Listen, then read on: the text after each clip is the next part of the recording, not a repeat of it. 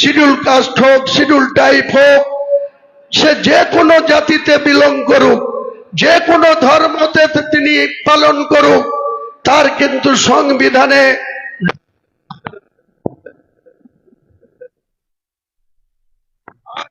ধরে যে সংবিধানটা তিনি লিখেছিলেন, সেই সংবিধানটা ভারতবর্ষের অত্যন্ত এত মজবুত।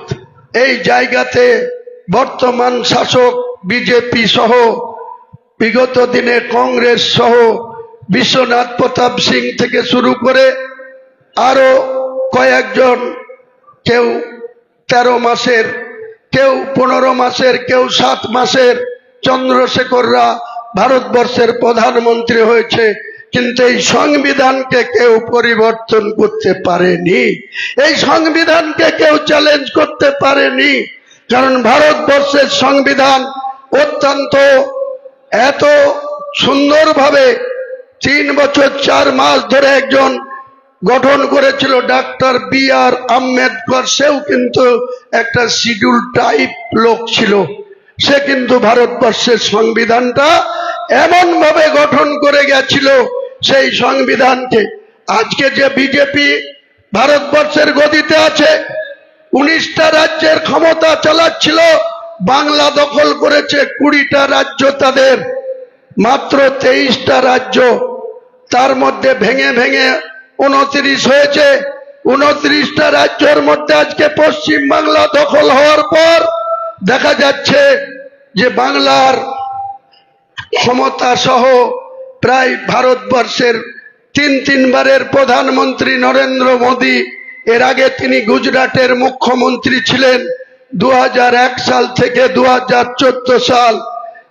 2001 সাল থেকে এখন অবধি গুজরাটে কিন্তু বিজেপি সরকার চলছে, সেখানে কিন্তু 19% মুসলমানের বাস, 18% মুসলমান বিজেপির রাজত্বে চাকরি করছে। এখানে 37% মুসলমানের বাস এই বাংলায়।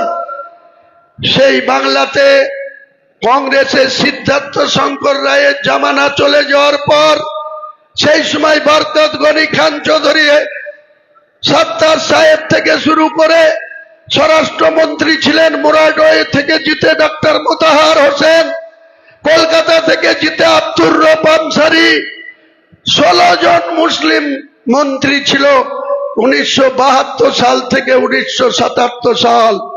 আর যে মুসলিমদের কাঁধে ভর দিয়ে 2011 সালে কংগ্রেসকে সঙ্গে নিয়ে যে মমতা ব্যানার্জি 34.5 বছরের সরকারটাকে এখান থেকে সরিয়ে দিল, সেই মুখ্যমন্ত্রীরা 34 বছরে মুসলমানদেরকে শুধু ইউজ অ্যান্ড থ্রু করেছিল, শুধু মুসলমানদেরকে ব্যবহার করেছিল, মুসলমানদের মধ্যে গ্রামে গ্রামে, থানায় থানায়, বুথে বুথে বোম বাঁধা শিখিয়েছিল, লড়াই করতে শিখেছিল, মুসলমানদের মধ্যে হানাহানি, মারামারি, কাটাকাটি, কোর্টে যাও, মার করো, আর ভয়ে আমাদেরকে ভোট দাও, এই ছিল বামপন্থীদের নীতি আদর্শ কর্মসূচি। একই পন্থা অবলম্বন করল মমতা ব্যানার্জি। আজকে তিনি সনাতনী ধর্ম অবলম্বনে একজন ব্রাহ্মণের কন্যা, তিনাকে যখন বাংলার মানুষ প্রায় 100 জন মুসলমানের মধ্যে 85 জন মুসলমান এই তৃণমূলকে ভোট দিয়ে 2011 সালে 229টা সিটে লড়াই করেছিল, কংগ্রেসকে মাত্র 65টা আসন দিয়েছিল। সেই সময় যখন কংগ্রেস 65তে লড়ে 42 জিতলাম আমরা, এই রাজিনগরে আমি এমএলএ হয়েছিলাম। আমার ভাগ্য খারাপ ছিল, 5 বছরের জন্য মানুষ রেজিনগর আপনারা আমাকে ভোট দিয়েছিলেন, কিন্তু কংগ্রেসের নেতৃত্বের আচরণে আমি আহত হয়ে 18 মাসের মাথায় 20 নভেম্বর 2012 যিনি প্রাক্তন হয়ে গেল বিমান বন্দ্যোপাধ্যায়, বিধানসভার স্পিকার, তার কাছে আমি পদত্যাগ করতে বাধ্য হয়েছিলাম। দিয়েই মমতা বন্দ্যোপাধ্যায়ের হাত ধরেছিলাম। কিসের ভরসায়? মুর্শিদাবাদের উন্নয়ন করব, মুর্শিদাবাদের মানুষের সুখ দুঃখে পাশে থাকবো, মুর্শিদাবাদের মানুষের উপরে যাতে কোনো অন্যায় অত্যাচার না হয়, মুর্শিদাবাদের মুসলমান গ্রামগুড়ায় যেন মুসলমান ভাইয়ে ভাইয়ে মারামারি না করে, ভাইয়ে ভাইয়ে কাটাকাটি না করে, ভাইয়ে ভাইয়ে অর্থনৈতিক দিক থেকে দুর্বল না হয়, তার জন্য এই মমতা বন্দ্যোপাধ্যায়ের হাত ধরেছিলাম। কিন্তু বিজেপির থেকেও আসল ক্রিমিনাল হচ্ছে মমতা বন্দ্যোপাধ্যায়, আরএসএস এর দালাল মমতা বন্দ্যোপাধ্যায়।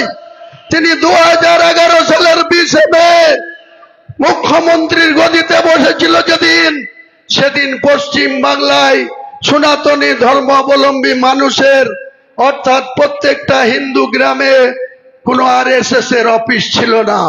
টোটাল হাজার হাজার হিন্দু গ্রাম আছে গোটা বাংলায়, 70% উপর বাংলায় হিন্দু বসবাস করে।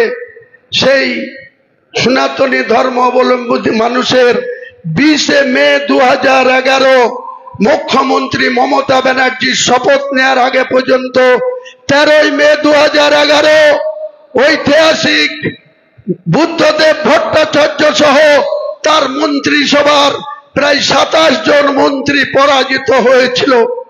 সেদিন মমতা বন্দ্যোপাধ্যায় গদি পেয়েছিল।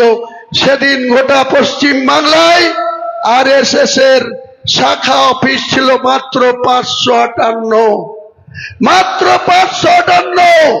আর এই আরএসএস এর দালাল মমতা ব্যানার্জির সহায়তায়, তার পুলিশ প্রশাসনের বদান্যতায়, তার নেতৃত্বে আজকে গোটা পশ্চিম বাংলায় আরএসএস এর শাখা অফিস হচ্ছে 12,500। এই 12,500 আরএসএস এর কর্মীরা পিছন থেকে লড়াই চালাচ্ছিল। কখনো মোহন ভাগবত, ভারতবর্ষের আরএসএস এর যিনি সর্বময় কর্তা, মহারাষ্ট্রের পুনেতে যার বাড়ি, তিনি এই মমতা ব্যানার্জির সরকারের আমলে নির্বিচারে 15 দিন পশ্চিম বাংলায় 2025 সালে 15 দিন রাত্রি যাপন করেছে, আর পিছন থেকে অপারেশন করেছে। মমতা বন্দ্যোপাধ্যায় বামফ্রন্টকে হারাতে গিয়ে 2011 সালে কংগ্রেসকে সঙ্গে নিয়েছিল, পাশাপাশি এই আরএসএস এর একটা অংশের সহযোগিতা তিনি নিয়েছিল।